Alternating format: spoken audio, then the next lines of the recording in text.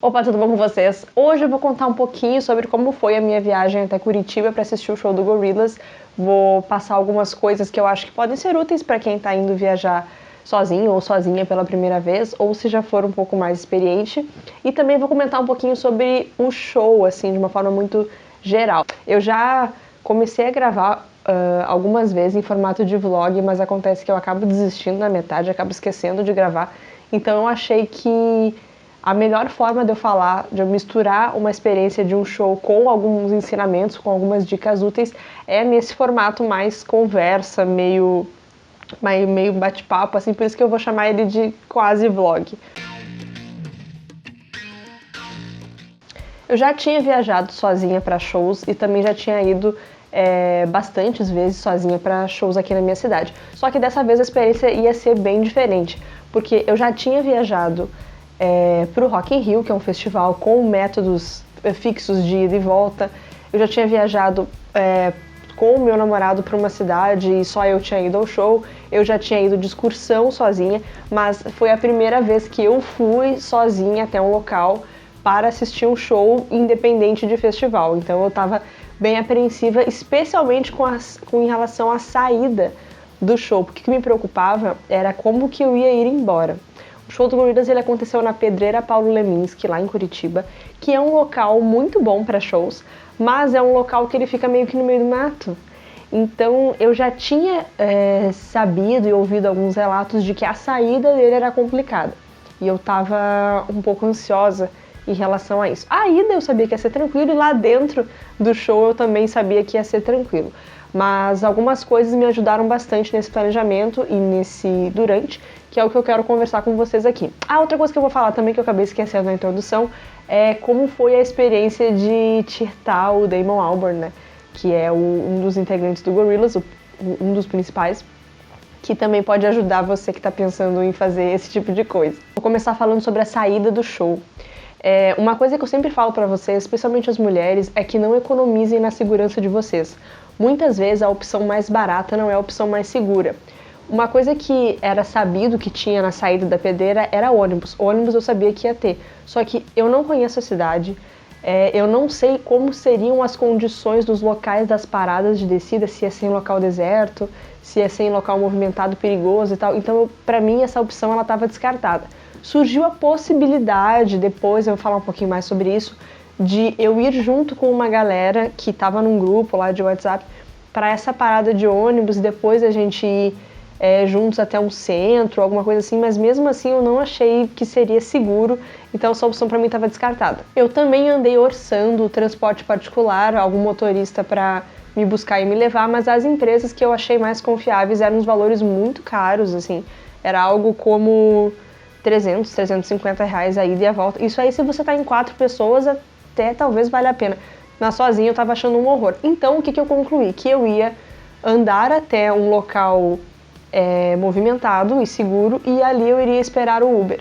A questão não era só o preço do Uber, tá? Mas o meu medo era que não tivesse Uber, porque eu já tinha escutado alguns relatos de que às vezes o sistema congestionava ou então eles não iriam até aquela região.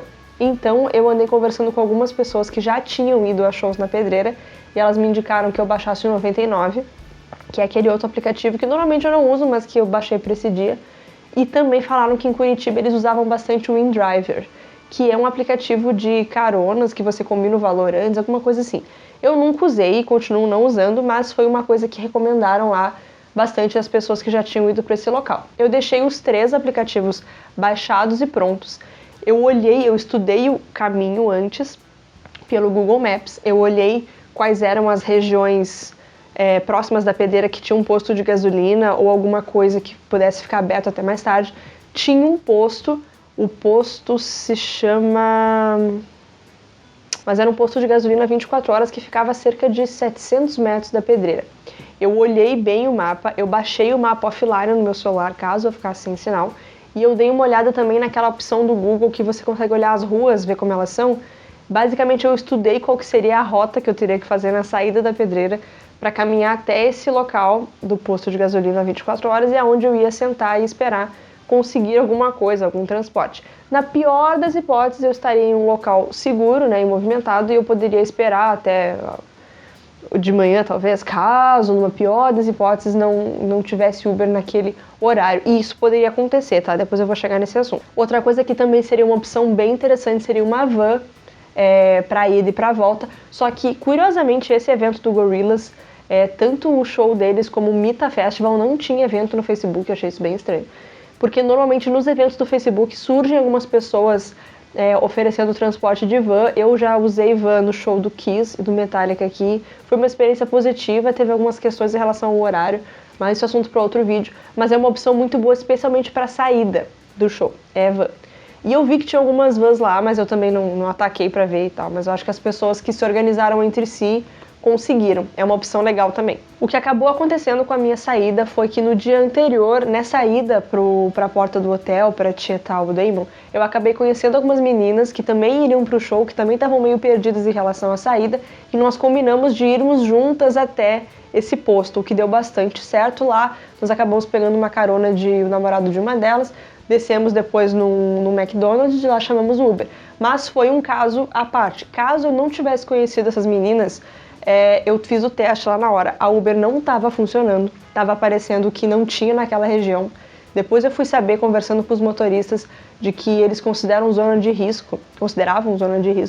Então à noite a Uber ficava bloqueada, mas a 99 estava funcionando e esse InDriver também estava funcionando. Então se eu não tivesse conseguido essa carona, eu teria voltado de 99, que eu já conheço, já estou mais acostumada. Outra coisa que é uma possibilidade de quando você está sozinha ou sozinho indo ao show, são os grupos de WhatsApp que criam para esses eventos. Assim. Normalmente a gente encontra esses grupos nos grupos de Facebook ou às vezes no Twitter, a indicação desses grupos de WhatsApp, onde tem pessoas que vão para o show. Eu sempre tive muita ressalva em relação a esses grupos, porque eu já tinha tido experiências muito negativas com esses grupos. Alguns shows atrás, o meu problema com esses grupos é que as pessoas mentem bastante, falam muita mentira, e mentira assim que eu quero dizer não é nem mentira de coisas perigosas, assim, ladrão, mas são coisas assim, não pode tal coisa, esse lugar não tem Uber, não sei o que, e às vezes se você está inseguro em relação ao local, esses grupos mais atrapalham do que ajudam, tá? Eu não vou entrar em muitos detalhes para não me estender tanto, mas em outras experiências anteriores eu já vi gente falando que não podia ir menor, que tinha lido não sei aonde, que viu que esse lugar era perigoso, que viu não sei o que. E as pessoas que não conhecem acabam caindo e ficam apavoradas. Eu acho que não tem por que ter mais uma ansiedade nessas vésperas de show. Então, assim, eu recomendo que vocês entrem nos grupos, porque assim como tem gente xarope, tem muita gente legal. Eu já conheci muita gente legal e também foi o caso desse show do Gorillaz. Mas sempre tenham cuidado, assim, não acreditem em coisas que vocês leem assim logo de cara. Também nunca deem informações de vocês, desconfiem de pessoas que chamam inbox no WhatsApp, assim, a troco de nada. Uma coisa é você falar assim, tô vendendo ingresso, ou quero saber alguma coisa específica, e a pessoa te responder inbox. Ok, mas assim, do nada, sabe? Especialmente homem chamando mulher, não, né? Tome cuidado com essas coisas, porque assim como tem gente legal, você não conhece as pessoas que estão ali. E pode ser que tenha ladrão, não só de coisas, mas ladrão de sonhos também, que são bem ruins. Ladrão de sonho que eu quero dizer é aquelas pessoas que ficam agorando e ficam falando que tudo vai dar errado, é péssimo. Enfim, nesse grupo do Gorillaz que eu tinha entrado, as pessoas estavam comentando onde é que eles estavam hospedados e estavam combinando de ir lá. Eu confiei nessa informação porque ela vinha de um conhecido meu, um cara que eu já sabia quem era, mas eu já vi em outros casos informação falsa nesses grupos. O pessoal fala que tá lá, que viu o artista tal na porta do hotel tal, e chega lá e não tá. E o pessoal fala para despistar. Infelizmente, como eu falei anteriormente, acontece isso nesses grupos. No caso do Gorillaz não tinha acontecido, e também porque Curitiba tem menos opções, tá? Assim como aqui em Porto Alegre tem 2 hotéis 5 estrelas, ou é um ou é outro, Curitiba, se não me engano, eram 4 opções. Então, aquele pessoal ali do grupo, cada um foi para um, e aí tinha a confirmação de que eles estavam lá. No fim tinha uma menina no grupo que estava lá nesse hotel e ela confirmou e tal, e a gente já tinha conversado antes, então era uma informação confiável. Naquele dia, na terça-feira, que era um dia antes do show, eu fui lá para a porta do hotel cerca de 4 da tarde, mais ou menos. Tinha um pessoal já ali na frente, Nós ficamos esperando e a gente sabia que o Damon ele tinha saído de van para dar alguma volta e que em algum momento ele ia entrar. Muitas vezes tem a possibilidade do artista entrar e se esconder pela porta dos fundos, como aconteceu com o Maroon 5 numa outra situação. Mas a gente sabia que ele estava entrando e saindo pela frente, então provavelmente ele ia atender a gente. Nós ficamos ali esperando, estava um frio absurdo, acho que estava uns 8 graus. Mas lá pelas 7 horas ele apareceu, foi incrível, ele atendeu todo mundo que estava ali, tirou foto, autografou, ele autografou o meu disco. Esse disco é muito especial para mim, eu tenho ele desde os meus 8 anos. Eu falei isso pra ele, assim, no nervosismo eu falei, ele ficou, uau, foi muito legal. Tirei uma lindíssima foto com ele e foi uma emoção muito boa, assim, porque ele foi muito querido com a gente e depois ele atendeu as pessoas na hora que ele saiu, ele atendeu todo mundo que estava lá em outros momentos, em outras horas, ele atendeu também em São Paulo e Rio. Ele e o pessoal do McFly, que estava aqui no Brasil recentemente, nota 10, tratamento com os fãs. Muito legal ser fã. Eu não sou do McFly, né, mas eu sou do Damon, ser fã de gente legal com os fãs. Tem um outro vídeo aqui no canal que eu falo sobre vale a pena tentar tietar o hotel, tietar um artista no hotel, vou deixar aqui em cima. Eu acho que vale a pena se você souber lidar com a rejeição, com o não e entender que aquela rejeição, aquele não dele não é uma rejeição, caso aconteça. E também de você ter até uns... Se não me engano, esse vídeo é bem antigo, mas ele tá meio atualizado, assim, sobre algumas dicas, assim, pra você não se auto-prejudicar ou não prejudicar os colegas. Mas no fim, esse pessoal que tava lá era todo mundo muito educado, muito tranquilo. Eu soube que parece que em São Paulo, eu não sei se foi isso que aconteceu, eu só ouvi relatos. Parece que o pessoal invadiu o hotel e aí eles ficaram meio brabos, ele e o resto da equipe, enfim. Nesse caso não aconteceu, nós ficamos quietinhos na porta, do lado de fora, e ele foi lá atender a gente.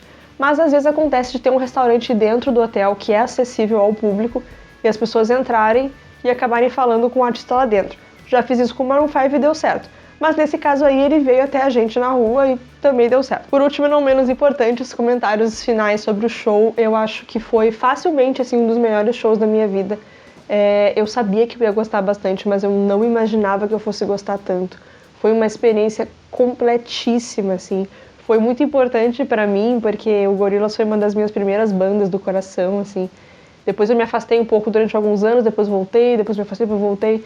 Mas nunca deixei de acompanhar, nunca deixei de amar. E vê-los ao vivo foi, assim, incrível. A banda que acompanha o Damon, que pra quem não sabe, o Gorillaz, eles são 2 caras, né? O Damon que faz as músicas e um outro cara que é o Jamie, que faz as ilustrações, as animações. Ele, infelizmente, não estava em Curitiba.